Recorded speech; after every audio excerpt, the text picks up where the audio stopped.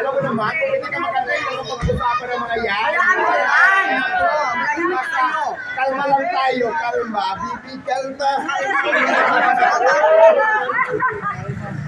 Okay, so, Enjoy lang natin yung buhay natin. Diyos ko, alam mo ba, ang sarap kaya mabuhay na nakangiti. Kaysa parang galit ka sa mundo na hindi ka naman ilaano, di ba?